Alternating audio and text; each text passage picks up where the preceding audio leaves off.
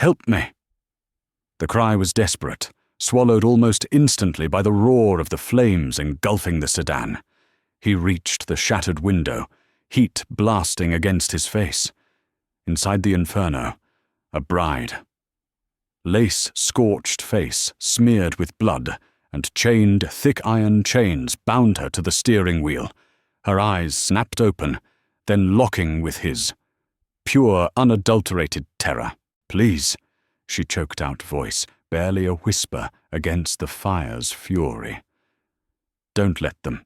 She collapsed forward, unconscious, as the flames surged closer to the tattered white dress.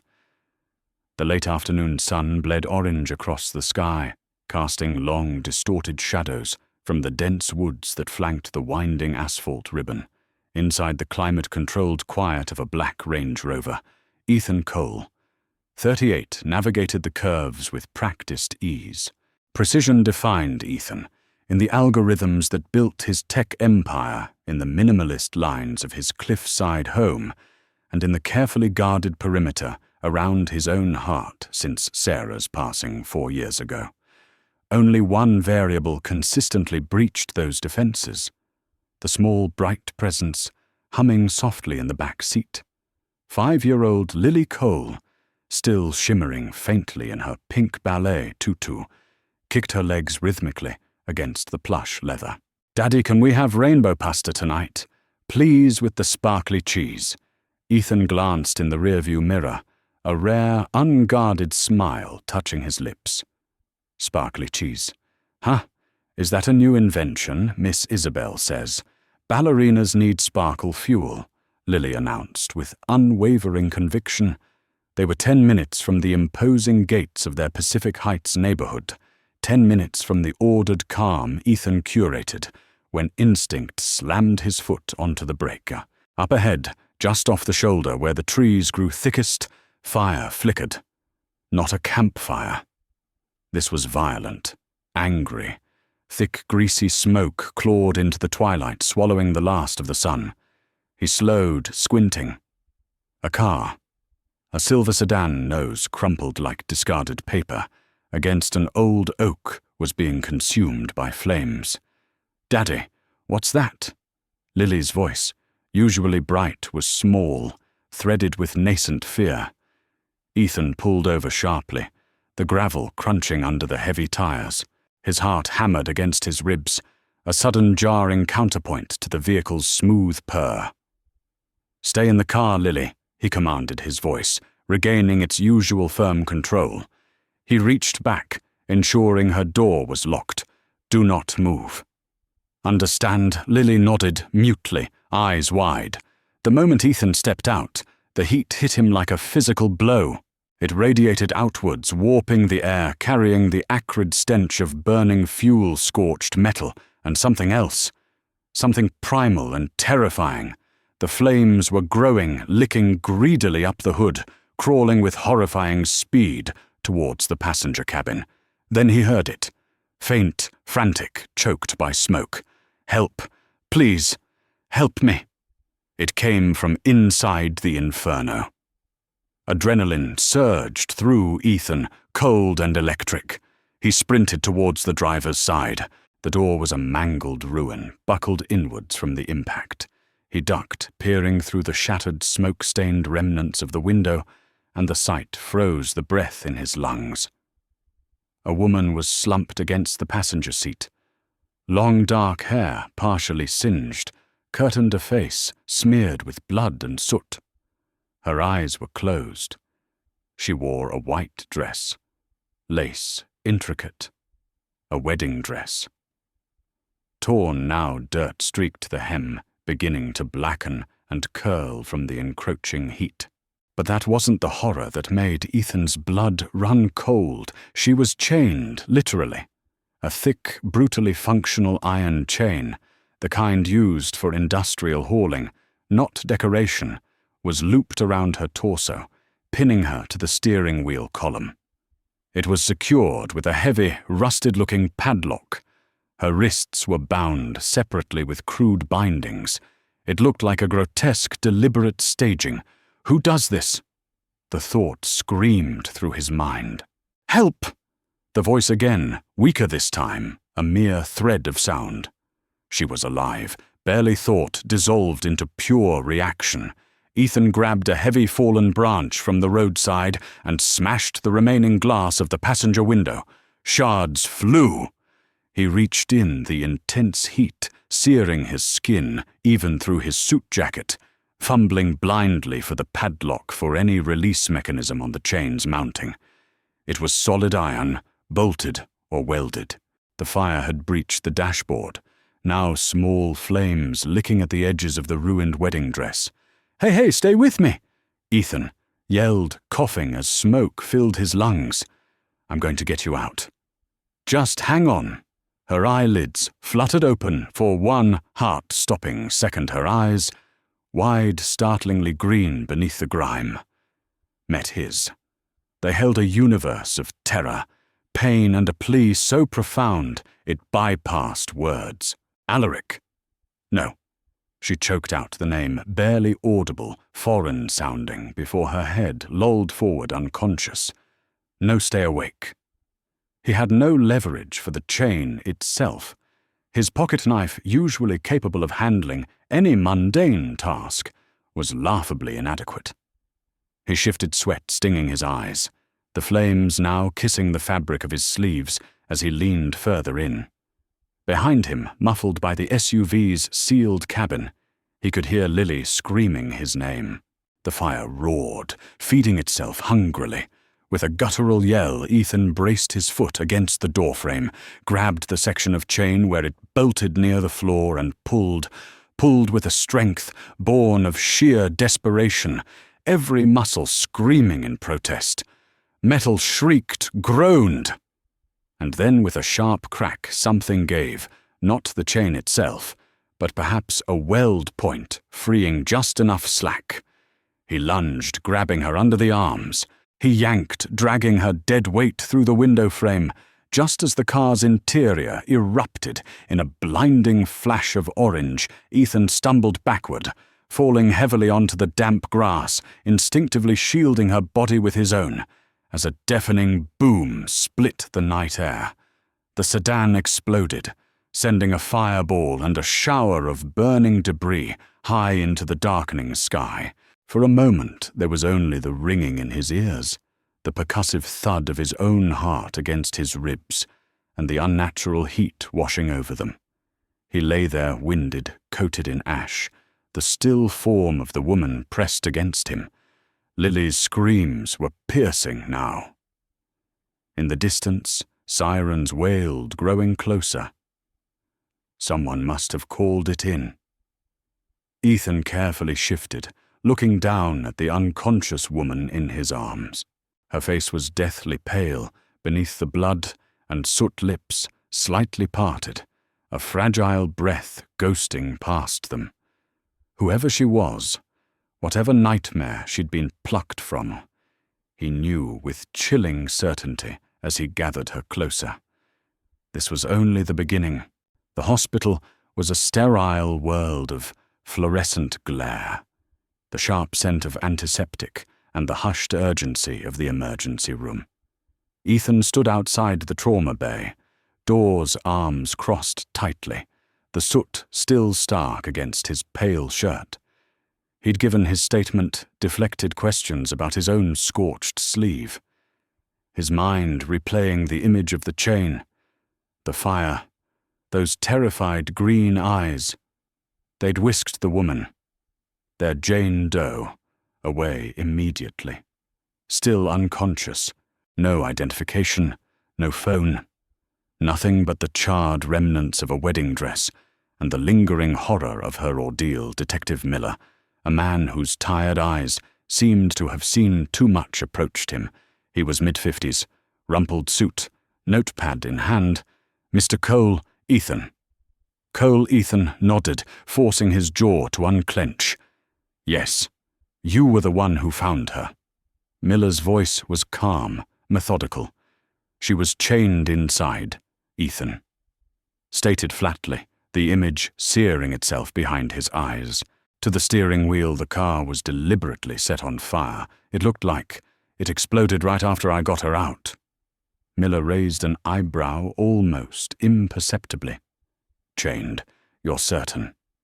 A heavy iron chain, padlocked, bolted or welded to the frame. I think. Took everything I had to break the mounting point free. Ethan omitted the whispered name for now. It felt too tenuous, too strange. Any idea who she is? Recognize her at all? No, never seen her before in my life. Miller made a note. No plates left on the vehicle. Burned clean off, convenient. He glanced towards the trauma room doors. We'll run prints when she's stable. Check missing persons dental if we have to. But right now, she's a ghost. He paused. Anything she said, anything at all, Ethan hesitated, just before she passed out. She might have mumbled a name, sounded like Alaric, maybe and no. Didn't make sense. Miller scribbled it down without comment. Could be anything. Boyfriend, pimp abuser. Hard to say. Trafficking isn't unheard of. But this, staging it like this is extreme. He sighed. We wait. Hours crawled by, midnight came and went. A multi-car pileup flooded the ER, diverting resources. Finally, a harassed-looking hospital administrator intercepted Ethan near the vending machines. Mr. Cole, she began, lowering her voice. Our Jane Doe. She's stable for now, but intensive care is full. We have no ID, no family contacts, and frankly, limited resources for indefinite observation, especially with tonight's pile-up. She wrung her hands slightly. Since you brought her in and seem capable. Ethan felt a chill despite the stuffy air. Are you suggesting what? Take her with me? She's not under arrest, the administrator said, quickly. She's a victim. If she were medically cleared for discharge to a stable environment for short-term recovery observation, and if someone responsible were willing, it would free up critical resources. She looked at him hopefully, just until social services can arrange something more permanent, or her identity is confirmed. Ethan's mind recoiled. Bring this stranger, this epicenter of violence and mystery into his home. With Lily. It was unthinkable, irresponsible, dangerous. He opened his mouth to refuse, flatly, and finally. But then, through the small window in the ward door, he saw her lying still in the hospital bed. An IV drip feeding fluid into her arm, an oxygen tube beneath her nose. The bruises were darkening on her pale skin. A scrap of burned lace still clung near her collarbone. Her face, even bruised and exhausted, held a strange kind of dignity, a haunting vulnerability. He remembered pulling her from the flames, the sheer dead weight of her unconscious form, the whispered plea in her eyes. He had saved her life. Could he abandon her now to the overwhelmed bureaucracy of the system, especially when someone might still be looking for her? The conflict warred within him. Logic against a sudden, fierce, inexplicable sense of responsibility. He thought of Lily safe with his trusted housekeeper, unaware of the night's true horror. He thought of the order he craved, the peace he fought to maintain, and he thought of the woman lying helpless in that bed. He let out a slow breath, the decision settling heavy and unwelcome in his gut. All right, Ethan heard himself say, the words feeling foreign yet final.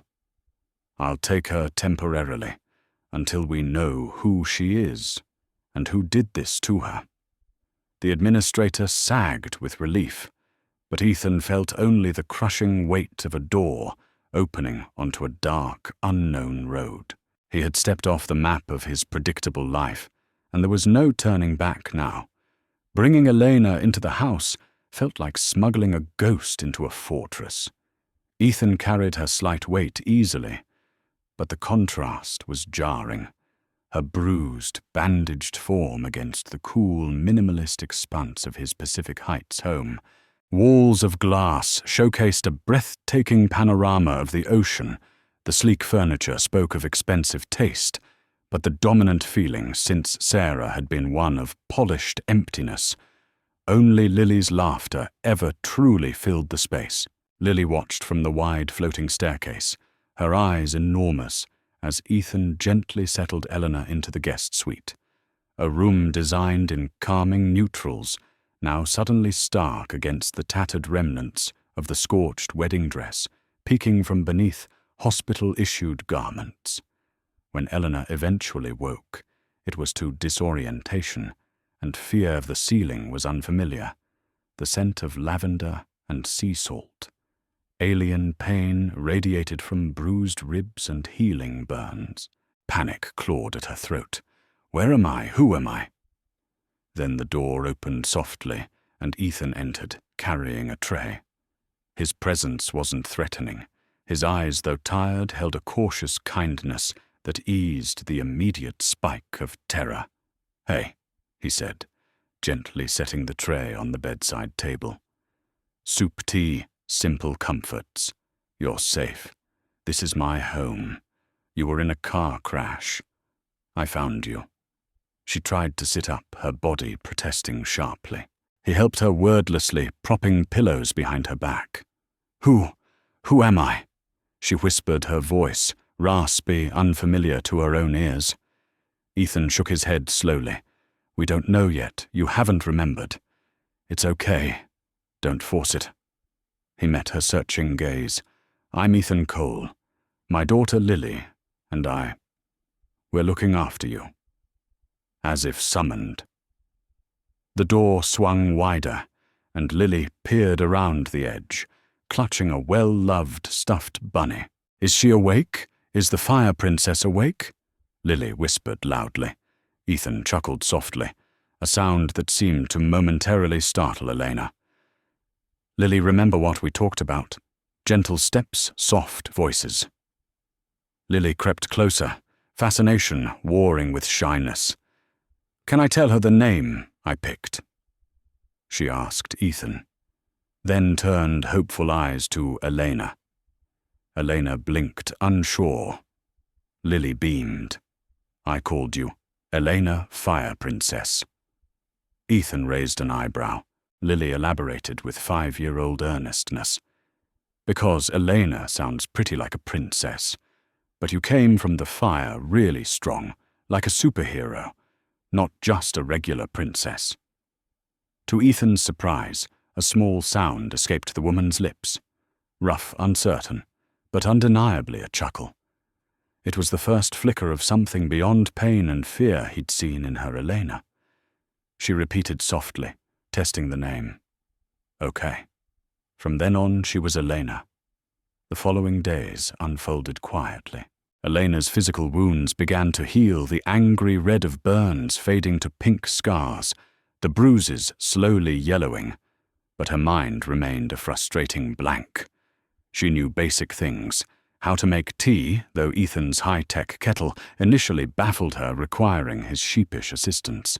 A small moment of shared awkwardness, the melody of lullabies that sometimes surfaced unbidden, the deep comfort of the soft cashmere throw on the guest-room sofa, but the mirror was an enemy, reflecting a stranger's haunted face.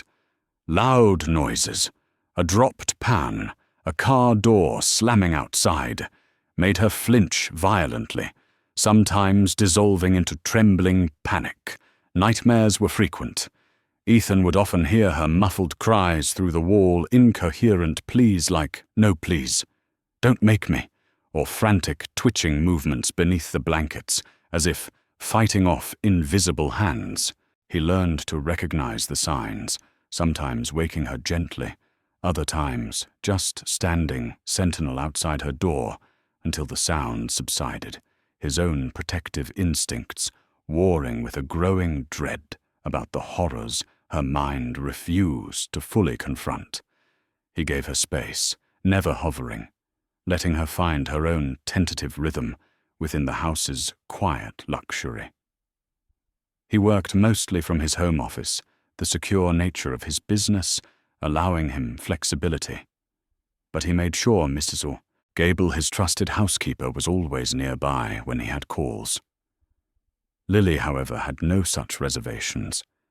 She adopted Eleanor with unwavering devotion, instinctively sensing the woman's fragility and offering uncomplicated affection. She'd pull Eleanor out into the meticulously landscaped garden, chattering about butterflies and whispering secrets as if they were lifelong friends. Sometimes watching them, Ethan felt a pang, a memory of Sarah, a longing for the easy warmth of family that had felt absent for so long. One afternoon, weeks after the accident, Ethan decided a change of scenery might help, a short trip to the local gourmet grocery store. Elena agreed hesitantly, her first real venture outside the sanctuary of the house. The store was aggressively bright, filled with the cheerful cacophony of rolling carts, background music, and too many people. Elena gripped the handle of their cart knuckles, white eyes darting nervously. Lily, captivated by a towering display of imported chocolates, skipped a few paces ahead down the aisle. Ethan was comparing labels on olive oils. Elena, trying to focus on the simple task of choosing cereal, looked away from Lily for only a moment. When she looked back up, the small figure in the yellow dress wasn't there.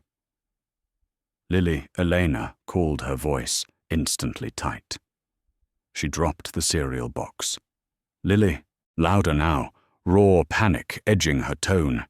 The fluorescent lights seemed to pulse, the colorful aisles stretching into an endless, threatening maze. Every shopper became a potential shadow, her breath hitched shallow and fast. She rounded the end-cap display and saw him, a man in a nondescript grey hoodie, bending down slightly towards a small child with blonde curls, partially obscured by a shelf. Something inside Elena snapped. Years of suppressed terror erupted. She didn't see a store employee offering a sample, didn't see the child, wasn't Lily.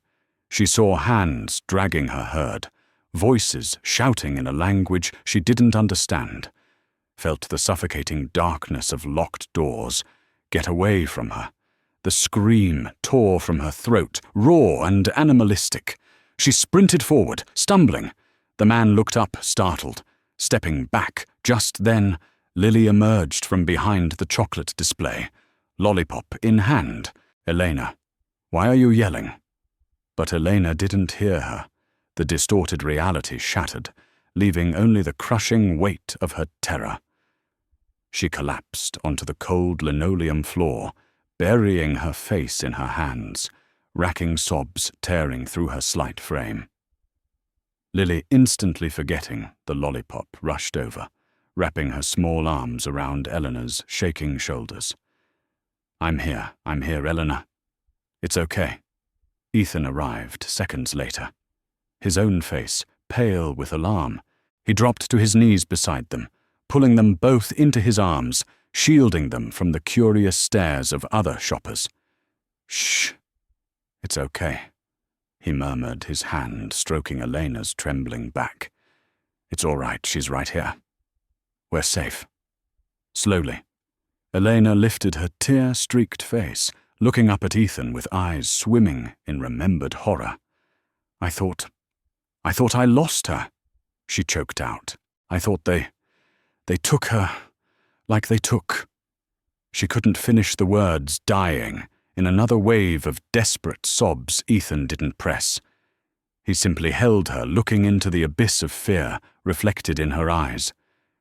And in that moment, he understood this wasn't just amnesia triggered by a crash. Whoever Elena was, whatever she had endured, it involved a loss so profound, a terror so deep-seated, that the momentary fear of losing Lily had ripped open a wound that had never truly closed. He was sheltering more than a mystery. He was safeguarding a soul shattered by an unimaginable past.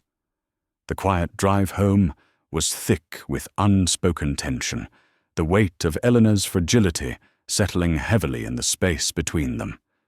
Weeks bled into a month on the surface, a fragile kind of normalcy, attempted to take root within the glass walls of Ethan Cole's home. Elena moved with less hesitation, her physical wounds healing into faint scars. She helped Lily build elaborate pillow forts, her soft humming occasionally filling the quiet spaces, and sometimes Ethan would find them curled up together on a sofa, reading a tableau of tentative peace that tugged at something deep within him. But beneath the surface, calm the currents ran dark and fast. Ethan poured his resources into uncovering the truth, operating with the focused intensity that had built his empire. He bypassed official channels, hiring Marcus Thorne, a private investigator, whose discretion was as legendary as his exorbitant fees. Ethan himself spent long nights hunched over encrypted data streams, leveraging his own considerable tech acumen to peel back layers of digital obfuscation surrounding the silver sedan. The picture that emerged was chillingly professional. The car was a ghost paid for via a complex chain of cryptocurrency transactions designed to evaporate upon scrutiny. Shell corporations based in obscure P.O. boxes dissolved into holding companies registered in nations known for financial secrecy. It was a meticulous labyrinth built by experts in invisibility. Thorne's gravelly voice over a secure line confirmed Ethan's growing dread. This wasn't a crime of passion, Cole. This was disposal. The vehicle, the untraceable payment, the specific nature of those restraints you described. It all points to a highly organized international operation. He paused, the silence crackling with unspoken implications. I'm hearing whispers. Things I usually dismiss as underworld fantasy. Rings dealing in high-value acquisitions. Not drugs, not weapons. People, specifically women, groomed, packaged, sold off as brides or status symbols to a clientele with bottomless pockets and depraved tastes. Ethan felt a cold knot tighten in his stomach. Trafficking. On a level most agencies don't even want to acknowledge, Thorne confirmed grimly. These aren't street thugs. They have lawyers, accountants, logistics, and serious enforcement. Whoever your Jane Doe ran from, they play for keeps. They won't stop looking. You need to understand the danger you've invited into your home. Protect your daughter. Cole, protect yourself. As Ethan wrestled with Thorne's warnings, Elena wrestled with her own fracturing memories.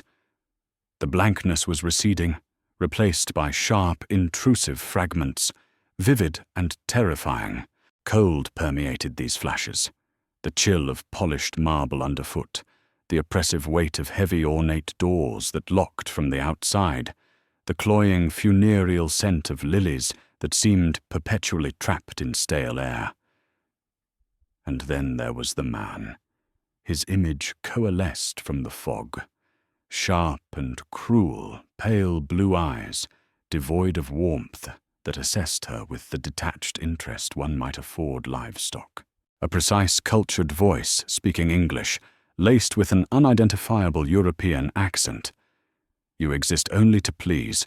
Gratitude is the appropriate response. She remembered the heavy, ornate signet ring on his hand, the glint of it as he gestured dismissively. She felt with visceral horror the suffocating sense of being owned, appraised her worth measured only by her compliance. The name surfaced with the terror, clinging like ice. Steiner Baron Alaric Steiner. She started waking up, gasping heart, pounding the images, lingering like phantoms behind her eyes. She found herself sketching compulsively on napkins. Sketch pads Ethan had quietly provided.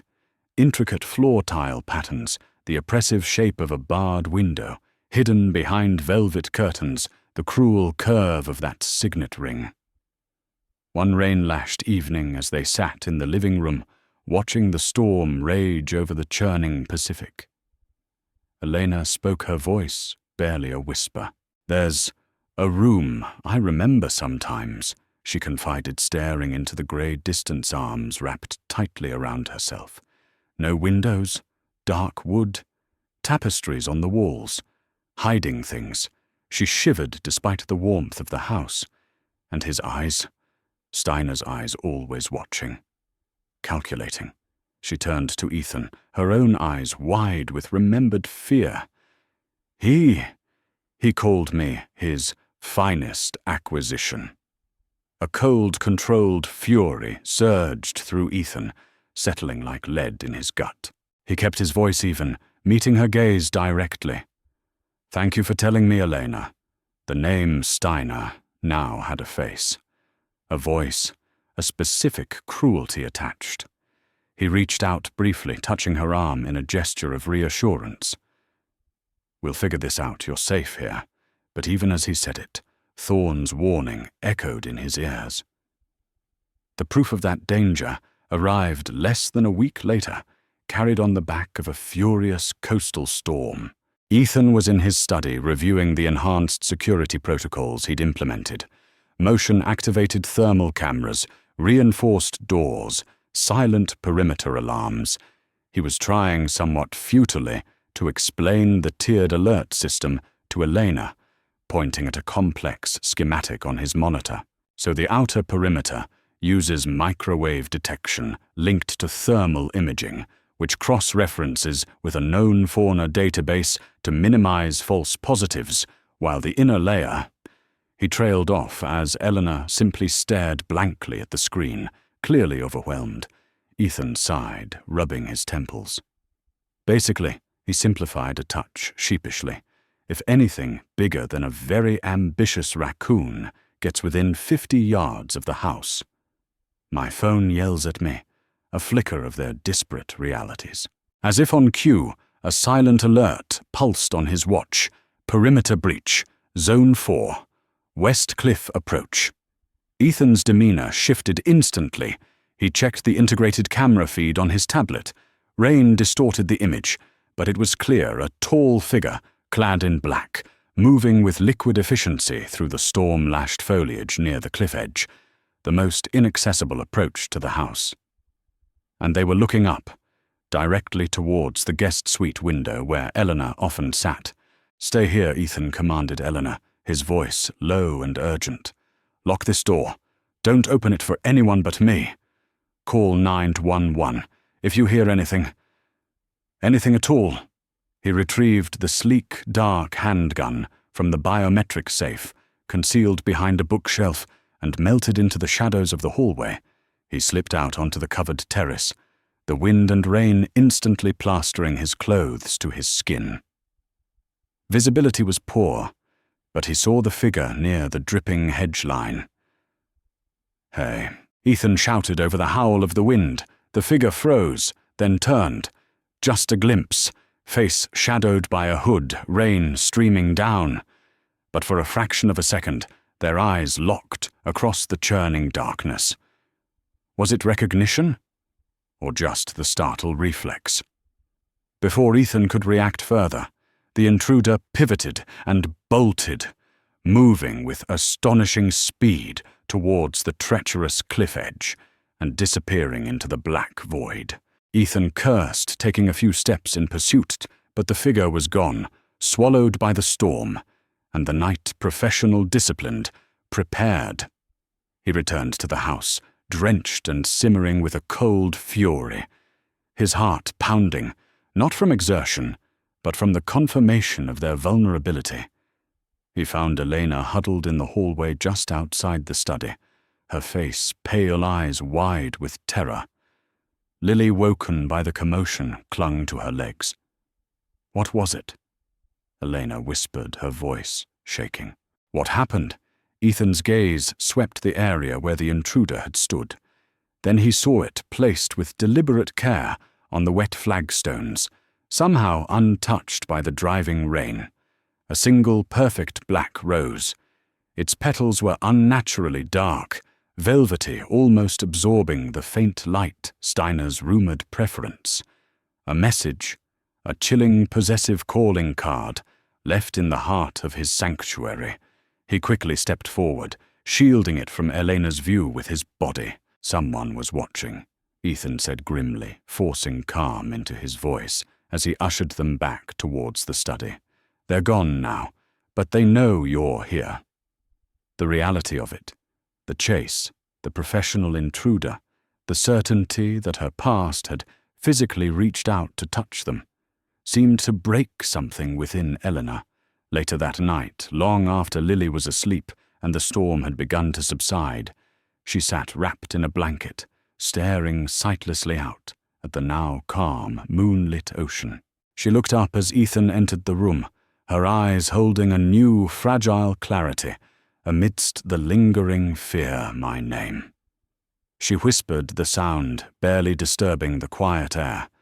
It was the first time she had offered a piece of herself, not dredged up by fear or prompting. My name is Elena. The simple declaration hung between them, heavy with implication. She was no longer Jane Doe, the nameless victim. She was Elena. And Elena was hunted. The shadows hadn't just lengthened. They had arrived at the door bearing black roses, and the promise of further darkness. Ethan knew with absolute certainty their fragile peace was over. The intruder incident, the chilling finality of the black rose, and the reclamation of her own name cracked the final dam holding back the flood of Elena's memory. It didn't return gently, but surged back in brutal, jagged pieces over the following days, coalescing into a narrative so horrific it threatened to drown her. Ethan found her one morning in the sun-drenched breakfast nook. Not eating, simply staring out at the deceptively calm ocean, a graphite pencil lying beside a sketchpad covered in frantic overlapping drawings. Ornate ironwork, a man's cold eyes, the heavy drape of tapestry. She looked up as he approached her own eyes, usually filled with wary caution, now holding the terrible clarity of someone who has stared into the abyss and remembered its name. I remember, she said, her voice flat, devoid of inflection, yet heavier than any scream. Everything. Ethan pulled out a chair and sat opposite her, his gaze steady, waiting. He didn't prompt, didn't push. He simply offered his presence, a silent anchor in the storm he knew was raging inside her, and Elena began to speak. The story tumbled out, fragmented at first, then gaining a horrifying coherence. The lure wasn't crude, it was insidious. A sophisticated online advertisement for a prestigious position as a personal assistant to a wealthy philanthropist in Switzerland. Escape from the grinding poverty of her small Romanian village, a chance at a real future. The believable interviews conducted via video call, the seamless travel arrangements. Then the arrival not in Switzerland, but at a secluded palatial estate near Brussels, the polite confiscation of her passport for visa processing. The slow dawning horror as she realized the gilded cage she was in. No phone signal, locked doors, silent, watchful staff and other young women, like her beautiful, educated hopeful, their eyes slowly dimming with despair as the training began. She described the calculated dehumanization, lessons in posture, etiquette, subservience, drilled into them with relentless psychological pressure, sometimes punctuated by cruel punishments for minor infractions. They were stripped of their names, their pasts molded into desirable commodities. Overseeing it all was Damien Volkov. He was charming, Elena recounted, a tremor entering her voice. Cultured, sophisticated. He spoke 5 languages. He talked about art, about philosophy. And then he'd explain our market value. She shuddered. He told us we were the elite destined for powerful men who appreciated refinement, that we should be grateful for the opportunity. Her hands clenched on the table. He made us feel worthless and priceless. In the same breath, she spoke of the showings, terrifying, degrading events where potential buyers would observe them sometimes, interacting briefly, their cold eyes assessing every detail. And then the sale to Baron Alaric Steiner. Her voice dropped thick with remembered terror. Steiner. He collected things, art antiques, people he enjoyed. Control. Absolute control. She described his isolated Austrian Schloss, the chilling atmosphere of silent obedience, his sadistic pleasure in small cruelties, the constant threat of violence hanging in the air. He told me I should be grateful. She repeated, bitterness lacing the words. Grateful he found my spirit. Amusing that he wouldn't break me too quickly like the others. The escape wasn't planned. It was pure, desperate instinct. During his first attempt to claim his property, to consummate the forced arrangement, she had fought back. In the ensuing struggle, she'd grabbed a heavy crystal paperweight from his desk and struck him hard. She remembered running blindly through endless corridors, somehow finding a service exit, fleeing into the cold Austrian night. The memories after that were chaotic. Adrenaline-fueled flashes, hiding in barns, stealing food, hitching rides, eventually making her way across borders driven by sheer terror. She thought she'd found help at a refugee shelter near the French coast, confided in a woman who seemed kind, only to realize too late that the shelter was a front, another node in Volkov's vast network. They must have drugged her. The next thing she knew, she was waking up, chained, the smell of gasoline thick in the air, the horrifying certainty dawning that Volkov had deemed her damaged goods too troublesome to resell, deciding on a fiery, untraceable disposal. Instead. Throughout the harrowing account, Ethan listened, his expression unreadable, but for the hard set of his jaw and the cold fury simmering deep in his eyes. He didn't interrupt, didn't question. When she finally fell silent, trembling and exhausted, he reached across the table, covering her tightly clenched fist with his own hand. He was wrong. Ethan said, his voice low but resonant with conviction. You are not broken, and they won't ever touch you again. Elena, I swear it. The unwavering belief in his eyes was a lifeline she desperately needed. The attack came 3 days later, shattering the fragile semblance of security they had tried to rebuild. It was a bright, deceptively ordinary Tuesday afternoon. Ethan was driving the sturdy, inconspicuous sedan he'd acquired, taking Lily to a make-up ballet lesson. Eleanor sat beside him, tense, but trying to appear calm for Lily, who chattered happily in the back seat about her pliés and jetés. They were waiting at a red light on a busy suburban street when it happened. A heavy black SUV, appearing seemingly out of nowhere, slammed violently into their passenger side. Metal-screamed glass exploded inwards. Their car spun halfway around, ending up partially on the sidewalk. Engine stalled. Ethan's ears rang pain flaring along his side from the impact. He instinctively checked Elena, dazed, bleeding slightly from a cut on her forehead, but conscious. In the back, Lily was screaming, terrified. Before Ethan could react further, both front doors were wrenched open. 2 men, faces obscured by black ski masks, moved with brutal efficiency. One leveled a handgun directly at Ethan's head. Don't move! The other lunged towards the back door. Grab the kid. Volkov wants leverage. Leverage. The word struck Ethan colder than the gun barrel, but before the man could reach the handle, Elena reacted. The woman who flinched at dropped pans, who dissolved in panic at the grocery store, vanished. In her place was pure, protective fury. With a guttural cry, she launched herself over the center console into the back seat, shielding Lily with her own body. No! She screamed, a lioness defending her cub. The slight hesitation her fierce reaction caused gave Ethan an opening. Ignoring the gun aimed at him, he slammed his foot back down on the accelerator. The engine sputtered, caught, and roared. He kicked the gear shift into reverse, stomping on the gas. The sedan lurched backward abruptly, the open driver's door catching the gunman off guard, knocking him off balance. Simultaneously, Elena shoved Lily forcefully out the opposite rear door, which had sprung partially open on impact. "Run, Lily. The bakery, run!" She screamed, pointing towards a shop just yards away on the sidewalk. Lily, small and terrified but obedient, scrambled out and bolted towards safety. The second attacker, recovering, started after her. But Elena was faster. She scrambled out of the car, adrenaline masking any pain, and flew at the man pursuing her daughter.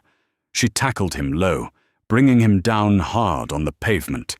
He cursed, struggling, but Eleanor fought with the ferocity of desperation, clawing at his mask, kicking, punching a whirlwind of protective rage until he shoved her off and scrambled back towards his vehicle. Ethan, meanwhile, had thrown the car into drive, maneuvering the damaged sedan forward, just enough to block the attacker's path and give Lily cover. The two men exchanged a frustrated glance, realized the attack had failed, and scrambled back into their black SUV, which sped away, tires screeching, melting into traffic. Back inside the reinforced safety of the house, the aftermath was a storm of trembling hands, ragged breaths, and wide, terrified eyes.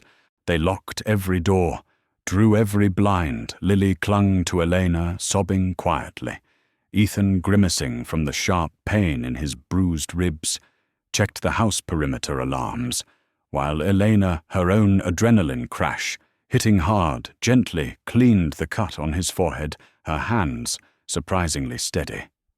Silence hung heavy for a long moment, broken only by Lily's soft hiccups. Then Elena looked up her eyes, meeting Ethan's no longer just filled with fear, but with a hard, burning resolution. "I can't live like this, Ethan," she said, her voice low but firm, waiting, hiding, wondering when they'll try again. Putting you in danger." Ethan nodded slowly, pain momentarily forgotten. "You shouldn't have to." He paused, then continued, after Thorne's warning. "I made a secure inquiry. Through him to a specialized FBI unit that deals with international trafficking off the books, initially. They know the bare minimum, Elena. They know I found a Jane Doe under suspicious circumstances. They're ready to listen, properly, whenever you are." Elena took a deep, shuddering breath. She looked at Lily now, dozing fitfully against her shoulder, exhaustion overtaking fear. Then she looked back at Ethan, her gaze unwavering. "I want them stopped." She stated the words imbued with fierce conviction. All of them Volkov Steiner.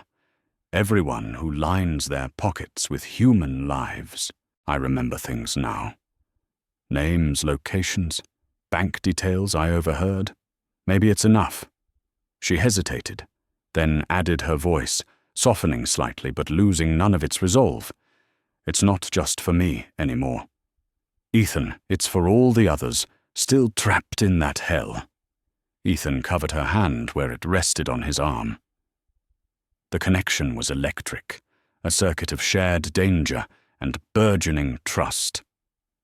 "Then we do it together," he said, quietly, decisively. "But we do it smart. We control the narrative now. No more waiting for them to dictate the terms. We take the fight to them." In the heavy silence that followed, a silent agreement was forged. The fear was still palpable, a cold undercurrent beneath the surface, but now it was overlaid with something new, a dangerous, determined partnership, ready to face the coming storm head-on. The hunted were preparing to hunt back. The weeks leading up to the operation were a blur of tension and meticulous planning. Elena, drawing on a reservoir of strength she hadn't known she possessed, provided the FBI with a wealth of actionable intelligence, names, offshore account numbers, hidden communication channels, detailed layouts of properties, she recognized from Volkov's network. Ethan, working alongside cyber forensics teams, used his expertise to trace digital footprints, corroborate Elena's intel, and build an undeniable case against Volkov and his key lieutenants, including the now identified Baron Alaric Steiner in Austria. The plan was audacious, dangerous, and hinged entirely on Elena. She would make contact through a carefully reactivated burner phone, expressing desperate remorse, claiming Steiner's punishment. Her fabricated escape story had taught her a lesson. She would plead for forgiveness, offer unwavering loyalty, and beg to return to Volkov's protection. The bait lure him into a meeting at his primary U.S. base of operations, a sprawling fortress-like estate nestled discreetly in the sun-drenched hills near Monterey, California. Elena spent sleepless nights staring at the ceiling, fear a cold serpent coiling in her stomach. But the image of Lily's trusting face, the memory of the other girl's haunted eyes, fueled her resolve. Ethan was her shadow during those weeks, a constant source of quiet support. He oversaw the technical aspects of the FBI surveillance, drilled security protocols. Yet the worry etched around his eyes whenever he looked at her was undeniable. He trusted the FBI, but he was entrusting them with her. The day dawned bright and clear, a cruel mockery of the darkness they were about to confront. The estate, when they arrived, via an unmarked FBI vehicle, was even more imposing than described. Towering wrought-iron gates, high stone walls, topped with surveillance cameras, discreetly armed guards patrolling the perimeter. It screamed wealth and power, but beneath the luxurious veneer lay the cold reality of a prison. Elena stepped out, smoothing down the simple, elegant white sheath dress she wore, a deliberate, defiant choice. Beneath it, taped securely to her skin, was a state-of-the-art transmitter. She took a single centering breath, squared her shoulders, and walked towards the colossal oak front doors. They swung open, silently, revealing Damian Volkov. He stood framed in the opulent doorway, dressed in a bespoke suit radiating an aura of absolute control and predatory charm. His smile, however, was purely reptilian, Eleanor. He purred his voice, like velvet over steel, extending a perfectly manicured hand. The prodigal bird returns to the gilded cage. I must confess I'm surprised. I expected more scars. Her stomach churned, but she forced herself to meet his gaze, lowering her eyes slightly in feigned submission. She allowed him to take her hand. His touch possessive, and cold running was foolish. She managed her voice, carefully pitched to sound broken. I understand my place now. Damian, I only wish to serve. His eyes, sharp and intelligent, searched hers for any flicker of deceit. Apparently satisfied, or perhaps blinded by his own arrogance, he led her inside. The vast marble foyer gleamed under colossal crystal chandeliers. Priceless art adorned the walls. Yet Elena's senses picked up the dissonant notes, the faint scent of industrial cleaner failing to mask something else, the unnatural quiet, the almost invisible reinforcing bars on some of the upper windows, the dead-eyed stare of a young woman whisked away by a guard down a side corridor. Volkov guided her towards an enormous, sumptuously furnished private lounge overlooking the rolling hills. Your little escapade, he began, circling her slowly, like a shark caused considerable inconvenience. Baron Steiner was displeased. It reflected poorly on my brand. He stopped in front of her. But perhaps adversity has taught you the value of loyalty. Tell me, Elena, what makes you think I should trust you again? This was it. Elena lifted her chin, letting a carefully calculated mix of desperation and resolve show in her eyes. Because, she said, her voice trembling slightly, but clear, delivering the prearranged signal phrase, I have nothing left to lose. She added, improvising with chilling conviction. Test me miles away, in the sterile quiet of the FBI Mobile Command Center, parked just outside the estate's electronic fence, Agent Davies spoke into his headset. His voice calm but charged with adrenaline. Signal confirmed. All teams, execute. Go, go, go. The response was instantaneous and overwhelming. Tactical teams materialized from hidden positions, rappelling down sections of the wall, breaching secondary entrances with controlled explosions. The main gates buckled inwards under the force of an armored ram. Silent takedowns neutralized the visible perimeter guards before alarms could be fully triggered. The meticulously planned assault unfolded with brutal efficiency. Inside the lounge, Volkov's head snapped up at the first muffled thump of a breach charge. His eyes narrowed suspicion, instantly hardening into icy fury as the distant sounds of shattering glass and shouted commands grew closer. Betrayal. He spat his suave mask, cracking to reveal the viciousness beneath. He lunged, grabbing Elena's arm in a bruising grip. Adrenaline surged through Elena, overriding fear. She wrenched her arm free with surprising strength, seeing two terrified young women, maids or perhaps other captives, huddled near the doorway. She acted on instinct. She seized a heavy crystal decanter from a nearby bar cart and hurled it against a large ornate mirror, shattering it spectacularly run. She screamed at the girls, pointing towards the chaos erupting in the main hall. FBI help is here. Get out. Volkov snarled momentarily. Distracted Elena used the opening, darting out of the lounge and into the pandemonium. Agents in black tactical gear were moving through the opulent space, exchanging suppressed gunfire with Volkov's heavily armed security detail.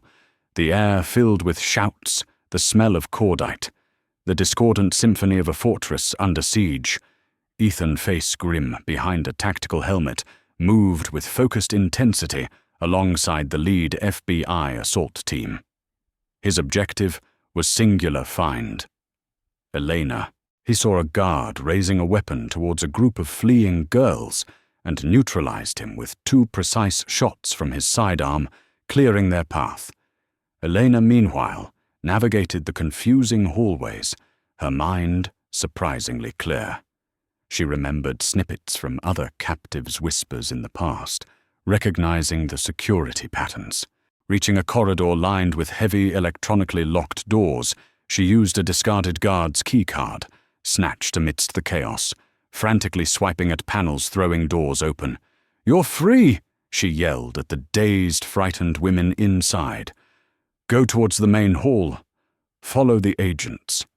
She was freeing a tearful teenager from one room when Volkov appeared at the end of the hallway, his face a mask of cold rage, his suit immaculate despite the surrounding chaos. He raised a sleek silver handgun. "You insignificant whore," he roared over the din. "I created you. I own you. You own nothing," Elena shouted back, shoving the teenager towards safety, instinctively positioning herself between Volkov and the escaping girls. "You deal in misery.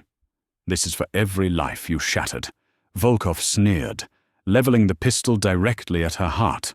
"Wrong move, property," Elena Ethan's voice bellowed from the opposite end of the corridor. He had seen the gun, seen the imminent threat, time fractured. Volkov's finger tightened on the trigger. Ethan launched himself forward, a desperate flying tackle aimed at pushing Elena clear. The gunshot cracked deafeningly loud in the enclosed space, echoing the explosion that had nearly claimed Elena before. But this time, the impact wasn't fire and metal. It was the sickening thud of a bullet hitting flesh. Ethan cried out a sharp gasp of pain as he collided with Elena, sending them both sprawling onto the polished marble floor. He landed heavily protectively, half covering her, a dark, rapidly spreading stain blossoming high on his side near his shoulder to Ethan. Elena screamed, scrambling upright, her hands instantly going to the wound, trying vainly to staunch the alarming flow of blood. Volkov, momentarily stunned by the unexpected intervention, raised his gun again, perhaps intending to finish them both, but the hallway flooded with FBI agents, weapons raised. Drop it. Now federal agents. Before Volkov could react, he was tackled, slammed against the wall, the silver handgun clattering harmlessly away as agents swarmed him, securing his wrists with brutal efficiency. Simultaneously, word crackled over the FBI comms relayed instantly. Target Steiner apprehended at his Austrian residence. Coordinated operation successful. The international network was decapitated, but Elena barely registered. Volkov being dragged away, spitting curses and threats. All her focus was on Ethan, cradling his head in her lap, his face pale and etched with agony. Tears streamed down her face, cutting paths through the grime and dust. "Ethan, stay with me. Please, you have to stay awake," she pleaded, her voice cracking with desperation. "Don't you dare leave me. Don't you dare." He coughed a pained grimace, twisting his features, but his eyes found hers. A faint ghost of a smile touched his lips. "Always. Told you." He rasped each word an effort. "White wasn't your color." Referencing the dress she wore, a callback to the burning car. Why, she sobbed, pressing her forehead against his, feeling his lifeblood, warm and sticky beneath her hands. "Why would you do that for me?" His voice was fading fast, a mere thread of sound. "Because." His eyes fluttered, struggling to stay open. "First thing, dared to hope for, long time."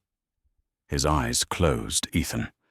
Her scream echoed down the hallway as FBI medics rushed forward, gently but firmly, pulling her aside, surrounding Ethan with equipment and urgent professional calm. Oxygen mask, pressure bandages, shouted medical jargon. He was alive, but the margin was terrifyingly slim. As Volkov vanished down the corridor in handcuffs, a defeated emperor of a fallen, squalid kingdom, Elena stood trembling amidst the wreckage of his reign. Around her, the rescued women wept, embraced and took hesitant steps towards a freedom they hadn't dared dream of. The nightmare was over. The cage doors were open. But as Elena watched the desperate fight to save Ethan's life, her own heart felt chained anew, bound tight by one fragile, terrifying question. Had freedom come at too high a price?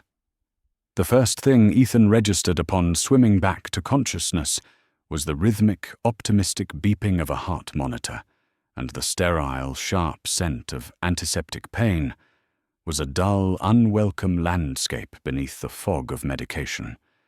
But it was the pain of survival, not defeat. He was alive. His eyes fluttered open, adjusting slowly to the muted light of the private hospital room. And then he saw her.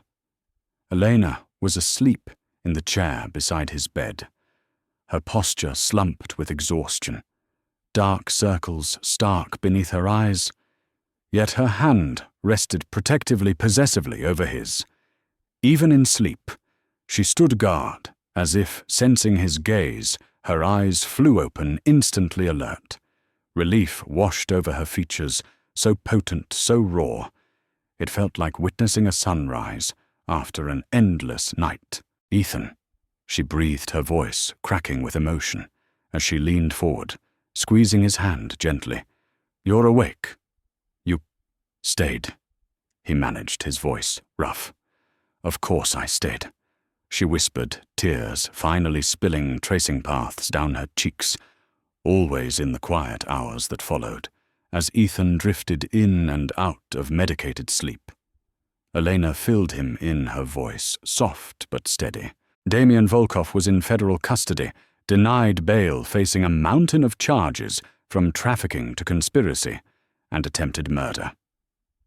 Baron Alaric Steiner had been apprehended simultaneously in Austria, his arrest sending shockwaves through certain European circles. Dozens of women and girls had been rescued from Volkov's various properties, based on the intel gathered now, safely under the care of international support agencies. It was over. The network was broken. Elena's testimony, coupled with the evidence seized, had been crucial. Hearing it, a profound sense of relief washed over Ethan, a quiet counterpoint to his physical agony. Recovery, however, was not a swift montage. Back in the familiar luxury of his home, weeks later, Ethan faced the frustrating reality of healing. The bullet had missed vital organs, but caused significant muscle and nerve damage. Physical therapy was an arduous, humbling process. The man accustomed to commanding boardrooms now struggled with simple movements, his body a frustrating reminder of his limitations. Elena became his unwavering support system, her quiet patience a mirror to the care he had once shown her. She learned the exercises, pushed him gently but firmly, celebrated small victories, and sat with him quietly during moments of pain or frustration. One afternoon, Lily decided to help with his physiotherapy, attempting to mimic his therapist's instructions with her 5-year-old interpretation, resulting in a series of wildly unhelpful but adorable contortions that made Ethan laugh despite the ache in his shoulder. Okay, Coach Lily, he chuckled. I think maybe we stick to your ballet moves. A moment of light amidst the struggle. Later, as Eleanor helped him through a particularly difficult stretching routine, he grumbled good-naturedly, sweat beading on his forehead. Note to self: never underestimate a former, well, whatever you were. You're surprisingly ruthless, Eleanor. She simply smiled, that soft, resilient smile that still made his heart ache in the best way. Through shared vulnerability, their bond deepened. They talked, truly talked, not just about the ordeal, but about the scars it left, the anxieties that lingered in the quiet hours. Elena, with Ethan's encouragement, began volunteering remotely for an international organization supporting trafficking survivors, finding purpose and healing in helping others navigate the darkness she had escaped. One crisp autumn afternoon, Ethan was finally walking through the garden with only the faintest trace of a limp, the cane leaning forgotten against a bench. Elena watched him from the terrace, a familiar warmth spreading through her chest. She approached him slowly. Something small clutched in her hand. Ethan? She began, her voice a little breathless. She opened her palm. Nestled there was a delicate, intricate ring, woven from thin strips of brightly colored paper, clearly Lily's handiwork, commandeered for a higher purpose. You broke the chains that were forced upon me, she said softly, her eyes locking with his, luminous with emotion. Now, I want to offer you this one, freely, willingly. She held it out to him. It's just paper, I know, but it's my way of choosing. Choosing us, not because I need you to save me, Ethan Cole, but because I want to build a life with you. Ethan stared at the fragile, colorful paper ring, utterly speechless for a moment. Then a slow, incredulous grin spread across his face, followed by a soft chuckle. Elena, are you proposing to me? He shook his head in amused wonder. With a paper ring, Lily probably made in art class. That's playing dirty. He winced theatrically. I can't even kneel properly to give you a real ring yet. How can I possibly compete? His flustered, happy reaction. You don't have to compete, she whispered, her smile radiant, as she slipped the paper ring onto his finger. Just say, yes, yes. He breathed, his voice thick with emotion, pulling her gently into his arms. 1,000 times, yes. Weeks later, Ethan walked through his front door, finally free of the cane, to the sound of joyous shrieks echoing from the living room. He found Lily mid-giggle, tumbling off Elena's lap during an animated storytelling session. Seeing him, Lily scrambled up, her face alight. "Daddy, you're home!" she yelled, launching herself into his arms. He swung her around, laughing. Lily wriggled down and immediately tugged Elena's hand. "Come on, Mommy." Daddy's home group hug. The name hung in the air, Mummy. Elena froze her hand, instinctively going to her heart. Her eyes instantly glistening, she looked from Lily's expectant face to Ethan's gentle smile. Then a slow, breathtakingly beautiful smile spread across her own face as she stepped forward, completing their circle. It wasn't planned, wasn't discussed. It was simply right in that moment. Spoken with the effortless conviction of a child, they became what they had already felt for months. A family. Their wedding took place 2 months later. Not in a grand ballroom, but at sunset, on the secluded stretch of beach bordering their home. Barefoot in the soft sand, surrounded by a small gathering of those who mattered.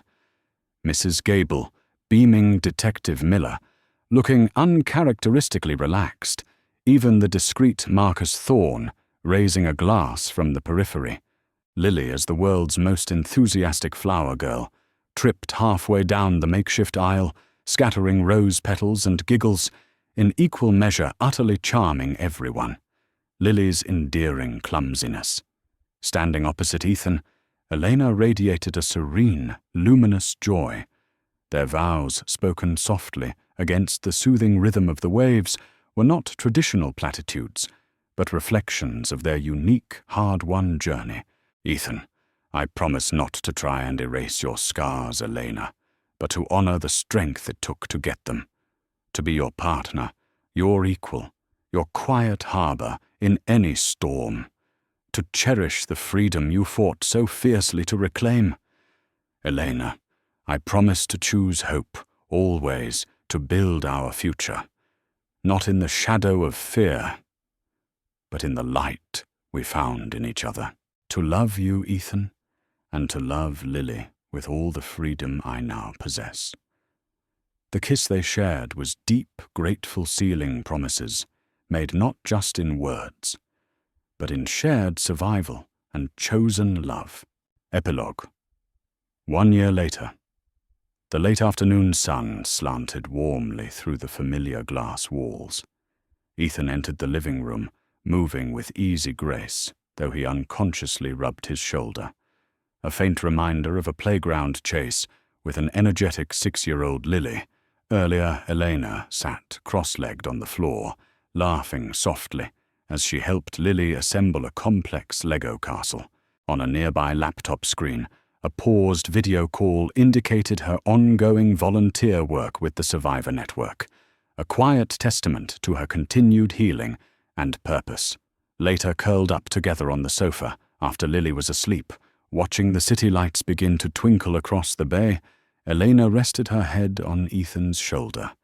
A comfortable silence settled between them, the kind born not of emptiness, but of deep contentment. "You know," Ethan mused softly. "Breaking the silence, Lily told me today that we're too mushy." Elena chuckled a warm, relaxed sound. "She's probably right." She tilted her head to look at him, her eyes soft in the dim light. "Good thing we don't care what a 6-year-old thinks about appropriate levels of mushiness. Playful family banter." He smiled, pressing a kiss to her hair. They sat watching the horizon, the vast expanse of the ocean stretching out before them, calm and limitless. The scars remained, etched not just on skin, but on memory. Yet they were no longer chains. They were simply part of the story, reminders of the darkness they had navigated together to reach this shore, this quiet harbor, this peace they had fought for, chosen and built side by side. They had earned this horizon, and so a new horizon begins, painted with the gentle colors of earned peace, from the ashes of unimaginable terror, a bond forged in fire, blossomed into a love chosen freely, bravely. Isn't it extraordinary how hope can take root in the most broken ground. How the deepest scars don't have to be the end of the story, but can eventually trace the map to where healing begins. Perhaps true strength isn't measured by never falling, but by the quiet courage it takes to rise again and again, and consciously choose the light. This journey of Ethan, Elena, and little Lily has truly stirred something deep within us. How about you? We'd love to hear your thoughts in the comments below. What part of Elena's journey towards healing and choosing her own future resonated most deeply with you? Your reflections are what make this community so special, and as always, your feedback helps us grow and improve. If you have any thoughts on today's story, the way it was told, or perhaps ideas that could make our future narratives even more impactful, please don't hesitate to share them. We read every comment and value your input immensely. It's the fuel for creating stories that connect. If this story touched your heart today, please show your support with a like and consider sharing it with someone who might find solace or inspiration in tales of resilience and second chances.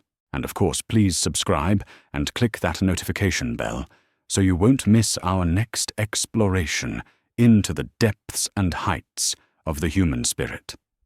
Thank you for sharing this time, this story with us. Until next time, stay hopeful, stay kind, and remember the incredible strength that lies within each of us.